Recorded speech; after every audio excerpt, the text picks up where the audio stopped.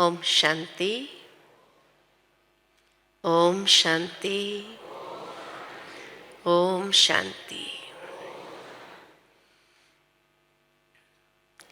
बाबा के सभी नूरे रतन है और विशेष प्रभु मिलन करने के लिए अपना समय निकाल करके खास आप इस बेहद के मधुबन धरनी में पहुँचे हो और आज के मधुर महावाक्य आप सभी ने सुने और जो लास्ट में वरदान आया उस वरदान के ऊपर मेरा भी चिंतन चल रहा था कि अपने अनादि स्वरूप की स्थिति में जब स्थित हो जाते हैं तो सर्व समस्याओं का हल हो जाता है। जिसको ही दूसरे शब्द में कहे तो निर्विघ्न जीवन हो जाता है। तो इसीलिए ये सोच चल रहा था कि अनादि स्थिति और सर्व समस्याओं का हल कैसे होता है। तो देखा जाता है कि समस्या की उत्पत्ति कहाँ से होती है। कोई न कोई कमजोरी से ही समस्या की उत्पत्ति होती है। कहा भी ये जाता है problems are the creation of a weak mind. और जब वो कमजोरी हमारे विचारों में आ जाए तब विशेष रूप से समस्या क्रिएट होने लगती है। तो इसीलिए अनादि स्वरूप में स्थित होने से समस्याएं समाप्त हो जाए माना ही अनादि स्वरूप अर्थात हमारा संपूर्ण स्वरूप आत्मा अपने संपूर्ण स्वरूप में स्थित हो जाए। जिस स्वरूप में हम परमधाम से इस संसार में अवतरित हुए तो वो स्वरूप कैसा था। सबसे पहले वो स्वरूप था सतोगुणी स्वरूप जो सातों गुणों से भरपूर था।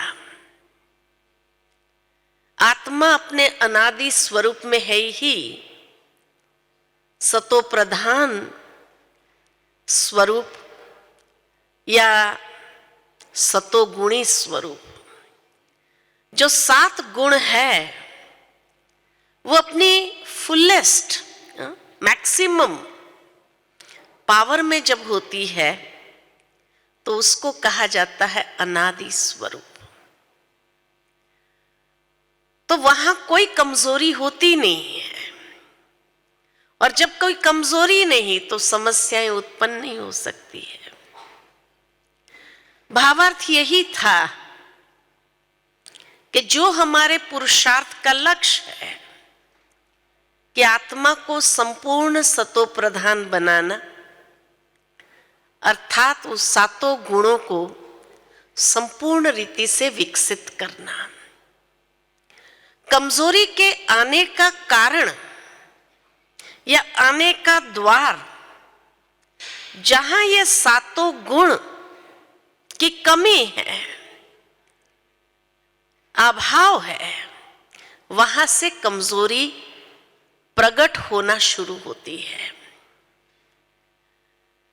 जैसे अंधेरे के लिए कहा जाता है कि अंधेरा माना ही प्रकाश का अभाव, क्योंकि अंधेरे का स्रोत नहीं है लेकिन प्रकाश का स्रोत है। लेकिन जब प्रकाश आ जाता है तो अंधेरा टिक नहीं सकता है। ठीक इसी तरह जीवन के अंदर कमजोरी क्यों आती है? क्योंकि आत्मा के सतो गुण स्वरूप में कोई न कोई गुण का अभाव। जैसे मान लो कि अगर ज्ञान का अभाव है तो अज्ञान अर्थात अभिमान आना स्वाभाविक है। तो ज्ञान का अभाव के कारण ही तो अभिमान आया है संसार में।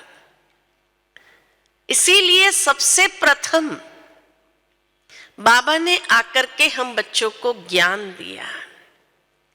क्यों ये ज्ञान दिया?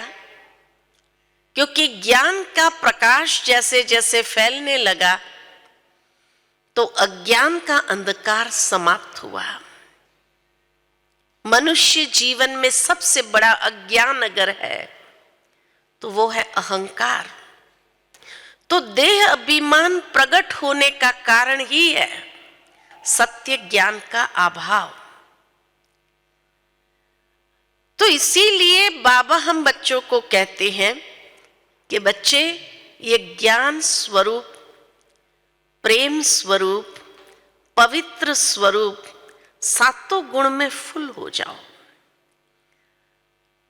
जब और उसको फुल करना यही हमारे जीवन में पुरुषार्थ का लक्ष्य है।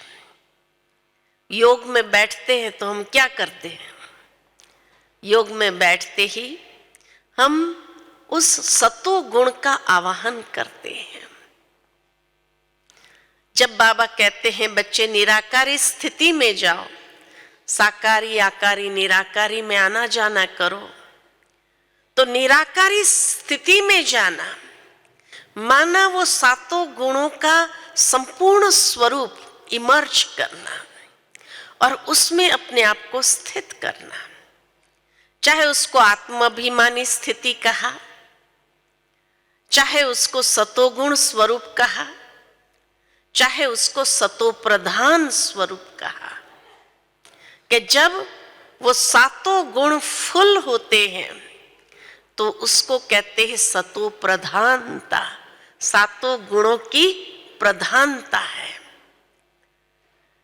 लेकिन जहां जैसे जैसे हम सीढ़ी नीचे उतरते आए, सतयुग से त्रेता, त्रेता से द्वापर, तो द्वापर में आते ही धीरे धीरे आत्मा की कलाएं कम होने लगी, तो वो प्रधानता क्षीण हो गई और प्रधानता क्षीण होने के कारण ही अनेक प्रकार की कमजोरियों का जन्म होने लगा।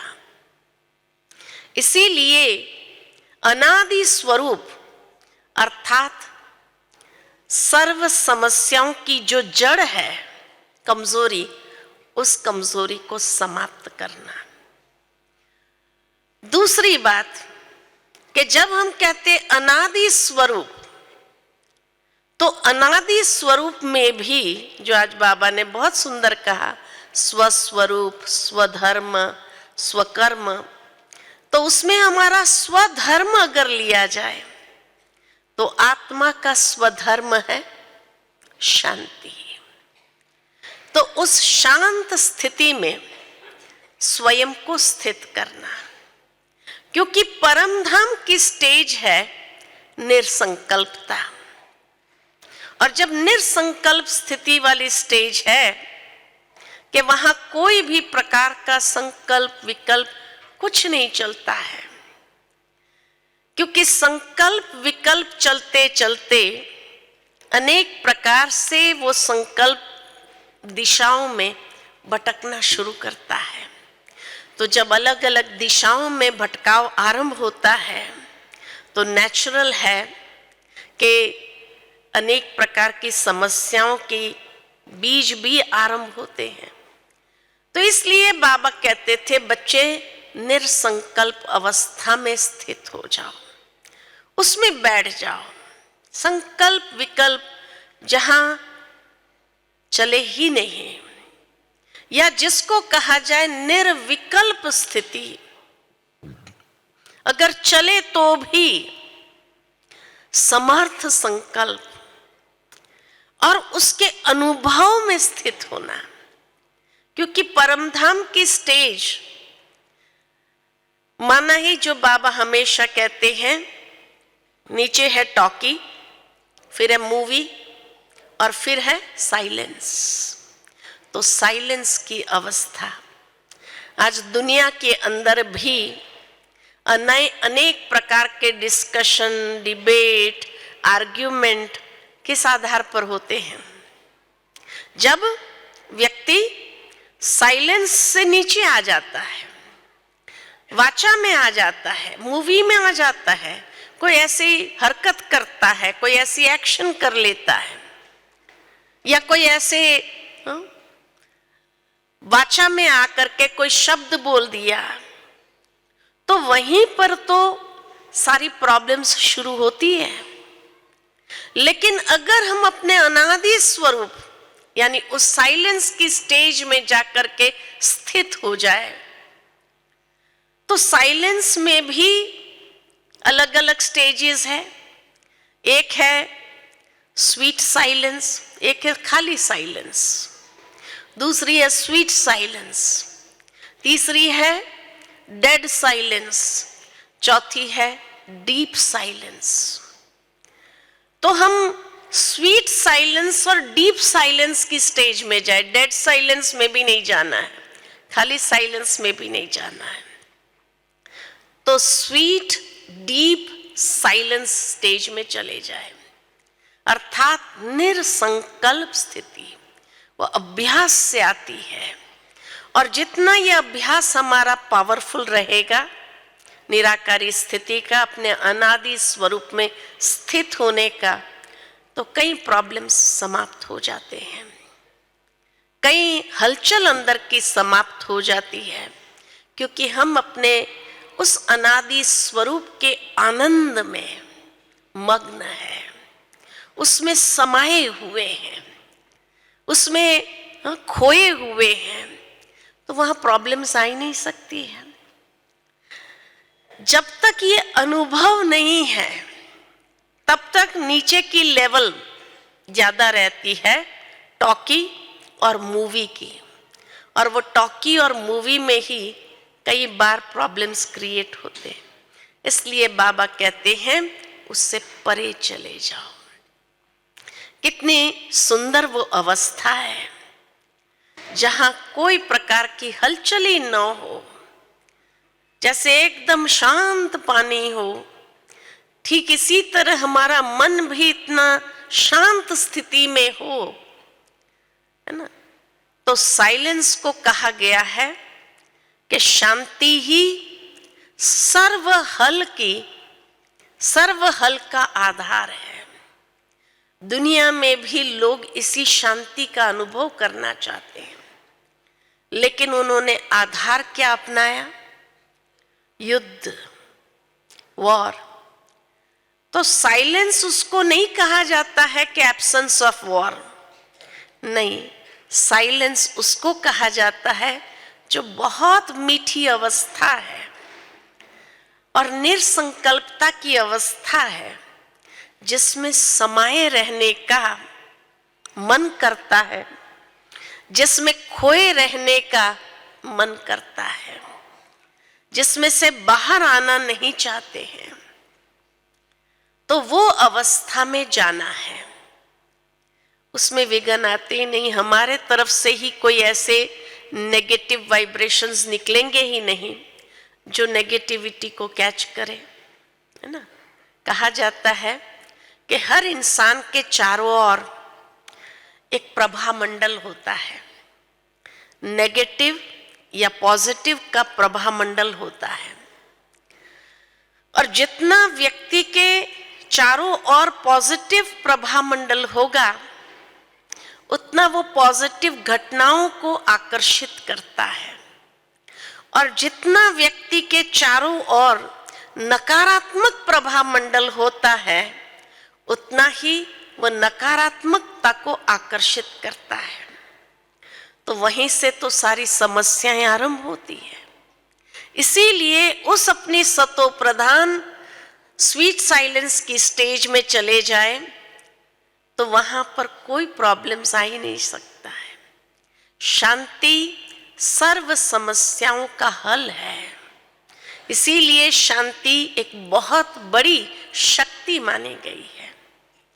तो ये है अनादि स्वरूप द्वारा सर्व समस्याओं का हल या निर्विघ्न स्थिति, निर्विघ्न जीवन। तीसरी बात कि जब हम कहते हैं कि अनादि स्वरूप में स्थित हो जाओ, तो अनादि स्वरूप माना ही आत्मा का पवित्र स्वरूप।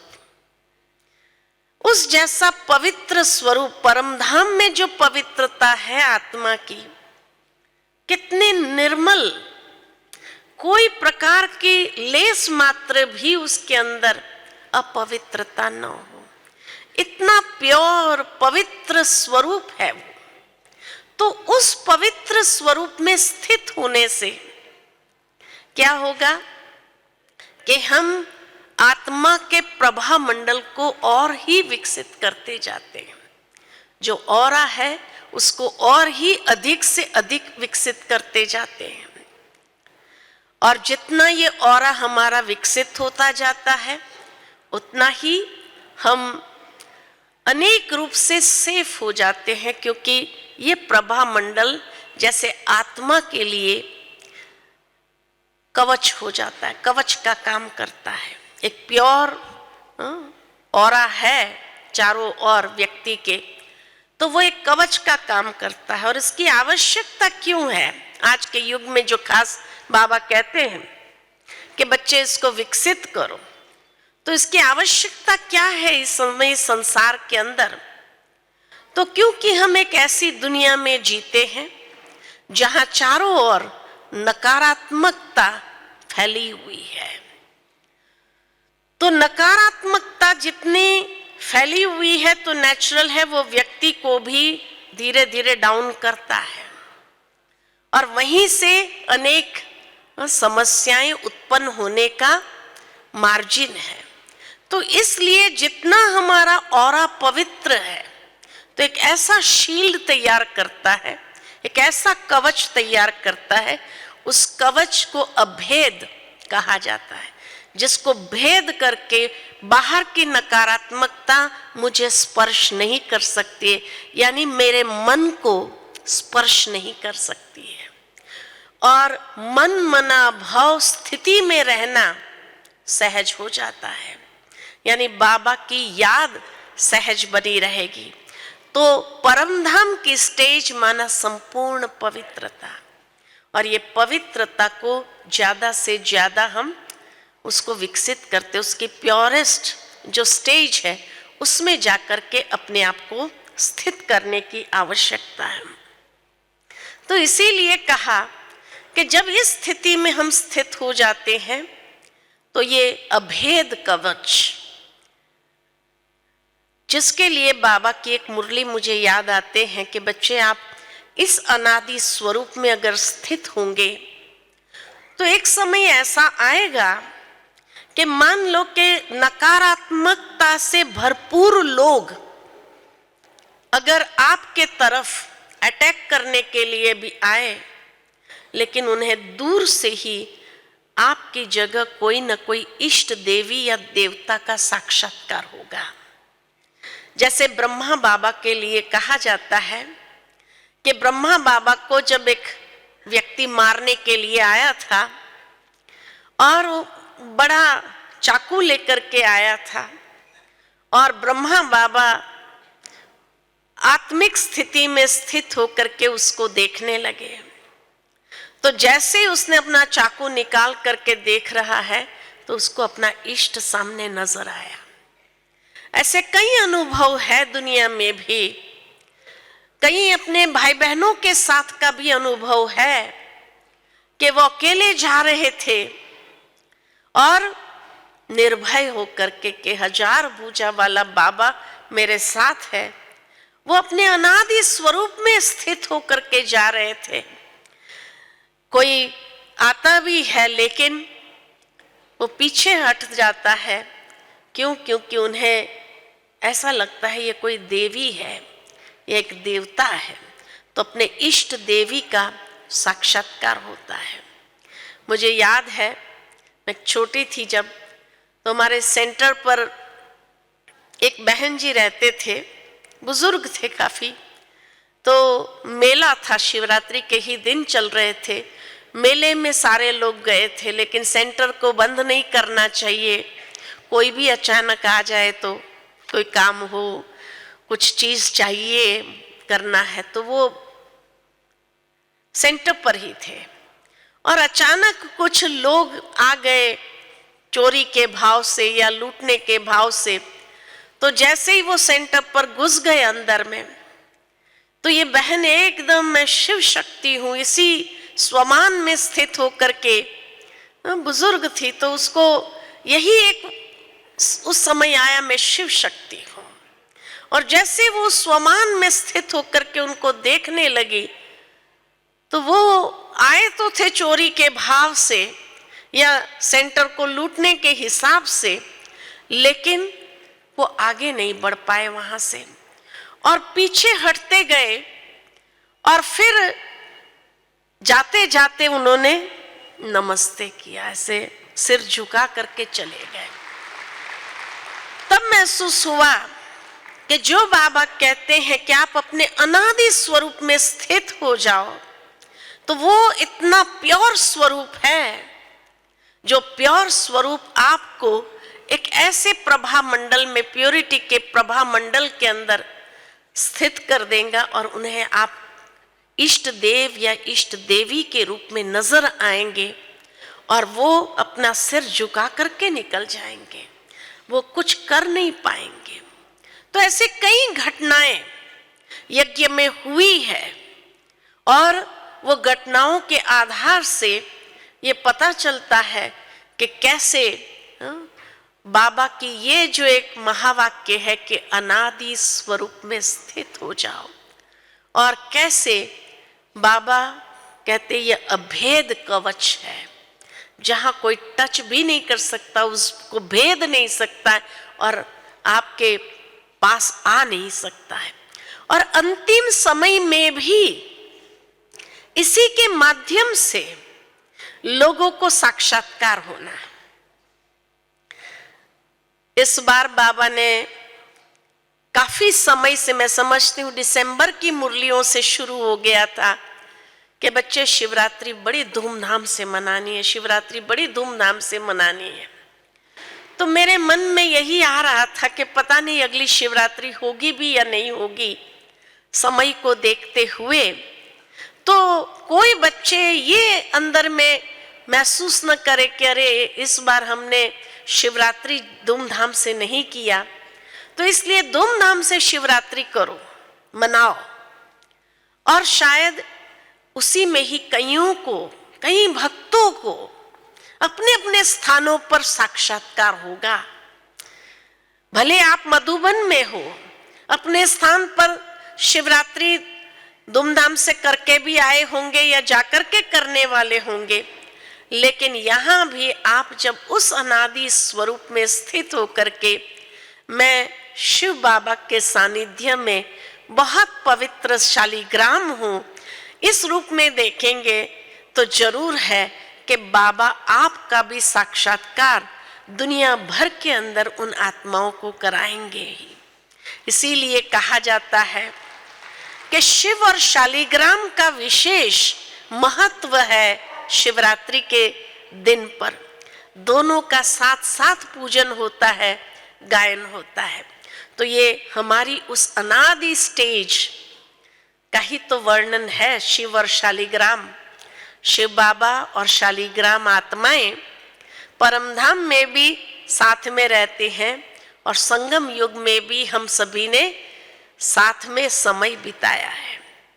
तो इसीलिए इस स्वरूप में स्थित हो जाना, यही अनेकों की मनोकामनाएं पूर्ण करेगा। खाली समस्याओं का हल नहीं करेगा, खाली साक्षात्कार कराएगा इतना नहीं, लेकिन उनके कई जन्मों की जो मनोकामनाएं होगी, वो मनोकामनाएं सहज पूरी होने लगेगी। इसीलिए यही सोचना है मैं शालिग्राम हूं, तो ये देह दिखाई नहीं देंगी सामने वाले को भी, और आप भी उस अनादि स्वरूप में सहजता से स्थित हो जाएंगे। और एक बात कि जब कहते हैं अनादि स्वरूप, माना बिंदु रूप, बिंदु रूप है ना, अनादि स्वरूप है ही बिंदु रूप। और बाबा हमेशा कहते हैं बच्चे कोई भी बात हो बिंदु लगाओ, बिंदु लगाओ आगे बढ़ो, बिंदु लगाओ आगे बढ़ो। ये अभ्यास हमें कितना है। जीवन के अंदर कई परिस्थिति आती है, कई बातें बनती है, कई प्रकार की घटनाएं आती है सामने, तो मेरा संकल्प विकल्प चलता है या मैं सहज बिंदु लगा करके आगे बढ़ सकती हूं। कितनी सुंदर बात बाबा ने कही है कि जितनी बार आप बिंदु लगाते जाएंगे क्या होगा। जैसे कहा जाता 10 के आगे बिंदु लगाए 100 हो गया, 100 के आगे बिंदु लगाए 1000 हो गया, तो 10,000 हो गया। इस तरह से फिगर बढ़ता जाता है। ठीक इसी तरह सुबह उठते ही सारे दिन में जो बातें बनती है, कितनी बार मैं बिंदु लगा करके आगे बढ़ सकती हूं। ऐसा होता है या संकल्प विकल्पों का तूफान चलेगा और बहुत चलने के बाद फिर याद आता है अरे बिंदु लगाना चाहिए था, फिर बिंदु लगाते हैं, फिर वापस तूफान चालू होता है। नहीं, हर घटना घटती है। दिन में कितनी घटनाएं आती है, साधारण भी होती है, नकारात्मक भी होती है, लेकिन हर छोटी बड़ी बात के समय ये सोचो बिंदु, मैं आत्मा बिंदु हूं, एक बाबा और मैं बिंदु।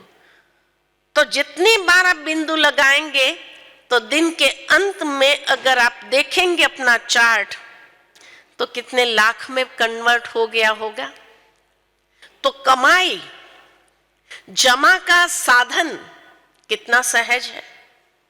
तो अनादि स्वरूप में स्थित होने से, बिंदु स्वरूप में अपने आप को टिकाने से दिन के अंत में कितनी कमाई हो जाएगी आपकी, आपका बैंक बैलेंस कितना हो जाएगा।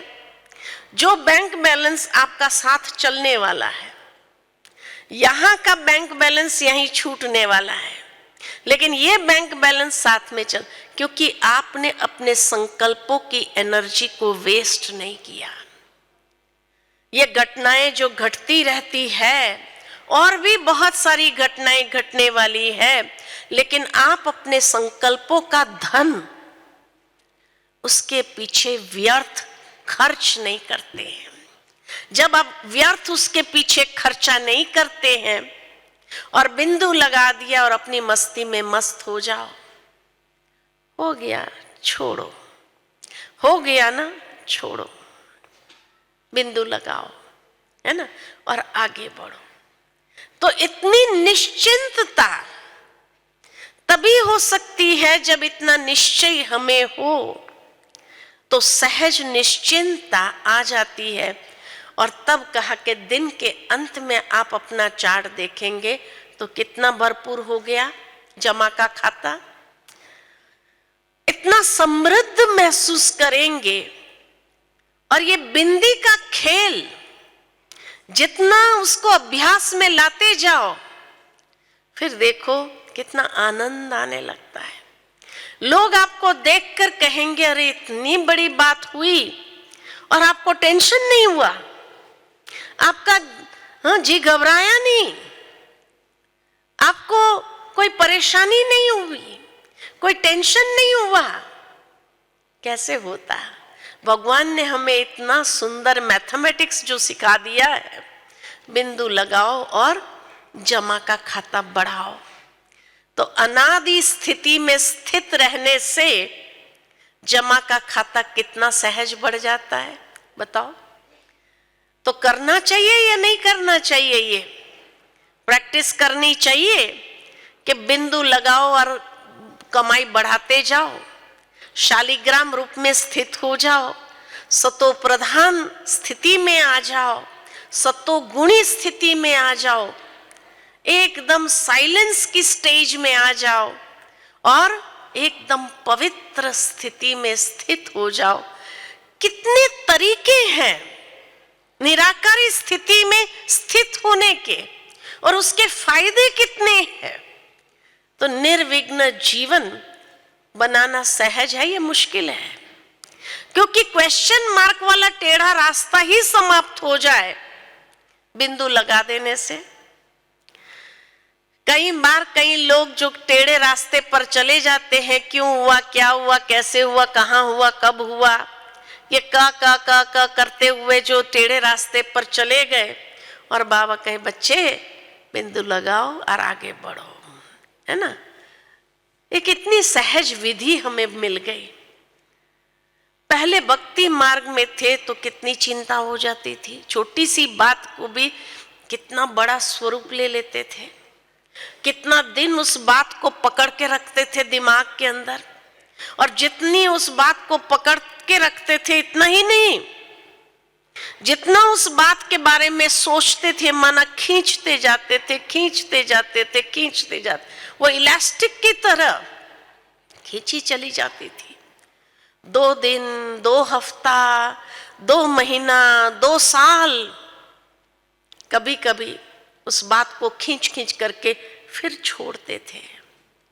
और बाबा ने अभी हमें इतना सहज तरीका, बच्चे बिंदु लगाओ और आगे बढ़ो, रुको नहीं वहां, उस बात को पकड़ो नहीं, बात को छोड़ दो। बात नहीं तो समझदार हो जाएंगी, बात आई और चली गई, जो बात आती है आई और चली गई, लेकिन मैंने अगर उस बात को वहां पकड़ लिया, उसको छोड़ा नहीं, तो बात समझदार हो गई जो आई और चली गई, और हम बेसमझ हो गए जो बात आती ही उसको पकड़ लिया और पकड़ करके खींचते चले गए 2 सप्ताह तक।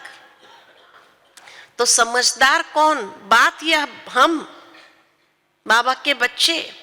तो बाबा कहे बच्चे आप समझदार बनो। जिस तरह बात आई और गई, वो उसको आना था, ये होनी थी इसलिए आई और चली गई। ऐसे आप भी उस बात को सहजता से छोड़ दो और बिंदु लगाओ, वो हिसाब अगले कल्प के लिए समेट लिया, वो अकाउंट्स अगले कल्प तक समेट लिया। तो इसीलिए आप समझदार बन जाओ।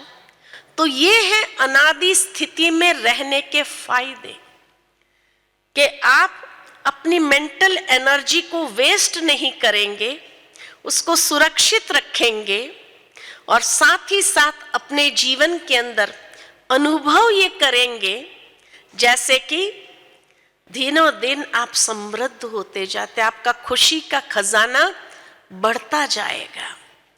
तो खुशी के खजाने को बढ़ाना चाहिए, बढ़ाना सीखना है। ये नहीं कि छोटी छोटी बातें हमारे खुशी के खजाने को गायब कर दे। तो इसीलिए बाबा कहे अनादि स्थिति में सदा स्थित रह करके हर कर्म करते चलो। आएगी भी बातें अभी तो और ज्यादा आने वाली है, क्योंकि जैसे जैसे अंतिम समय नजदीक आता जाएगा तो क्या होगा, हर तरफ से पेपर बढ़ते जाएंगे। तो ये जब हमें अभी समय है, इसका अभ्यास कर ले, बिंदी लगाने का। जितना ये अभ्यास हमारा पक्का होता जाएगा, ये अभ्यास हमें अंत में उन पेपरों के समय खींचेगा। जैसे कभी भी कोई ऐसी बात होती है तो कई लोगों ने अभ्यास किया हुआ है, बाबा निकल जाता है ना बाबा।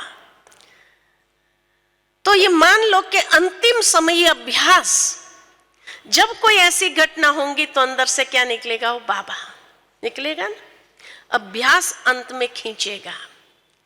लेकिन कई लोगों को अभी भी ओ माँ, ओ या पिताजी को याद करेंगे, माँ को याद करेंगे, पता नहीं किस किस को याद करेंगे, तो अंत समय उसको बाबा याद आएगा?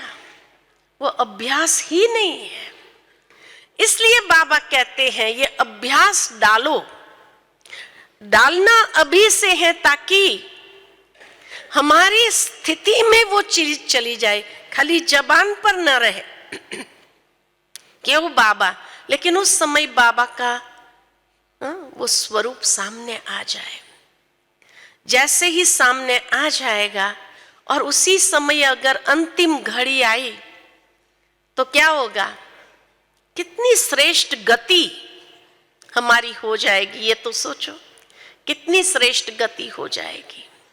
तो अभी से, अभी फिर भी समय है अभ्यास करने का, तो उस चीज का अभ्यास करते जाए। अभी भी अगर ओ मां कहने का अगर अभ्यास है, उसको चेंज करना जरूरी है। कई लोगों को होता ना, हाय हाय क्या हो गया, हाय हाय क्यों करे, वाह वाह करो ना, वाह बाबा वाह करो। ये अभ्यास डालो, या तो बाबा अभ्यास डालो, या तो वाह बाबा अभ्यास डालो, या तो वाह रे मेरा भाग्य ये अभ्यास डालो। कोई भी अभ्यास ऐसा डालो जो अंतिम समय आपको बाबा ही सामने इमर्ज हो और कुछ इमर्ज न हो, इस तरह का अभ्यास आप अपना बढ़ाते जाओ। तो निराकारी स्थिति में स्थित होना, बिंदी लगाते जाना, और बिंदी लगाते हुए बिंदी बाबा को याद करना, तो समस्याएं समाप्त। कोई समस्या रहेगी? मैं आत्मा बिंदी, मेरा बाबा बिंदी, ड्रामा बिंदी, जो हुआ कल्याणकारी है, तो कोई और संकल्प विकल्प चलेगा ही नहीं। ठीक है, तो चले उस अभ्यास में। हाँ, थोड़ी देर के लिए उस अभ्यास में हम सभी बैठेंगे और अपने आप को एकदम बिंदी, सामने चित्र ही ले आओ, परम धाम में चलेंगे हम सभी। निराकारी स्थिति में स्थित होकर के उस निराकारी दुनिया में निराकारी बाबा के संग, अपने अनादि स्वरूप में